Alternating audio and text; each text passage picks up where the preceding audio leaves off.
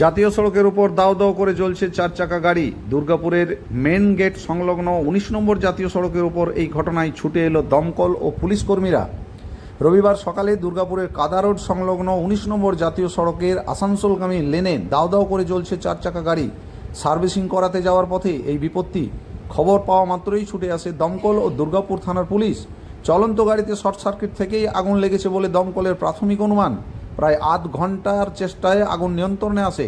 চলন্ত গাড়িতে আগুন লাগার ঘটনায় কার্যত থমকে যায় জাতীয় সড়কের আসানসোলগামী লেন। এরপর গাড়ি সরিয়ে যানজট মুক্ত করে পুলিশ।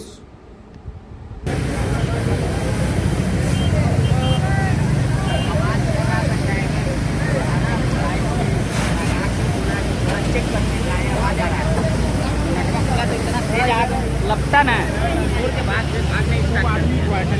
আইসি থেকে আমাদের ফোন এসেছিল যে একটা গাড়িতে আগুন লেগে গেছে।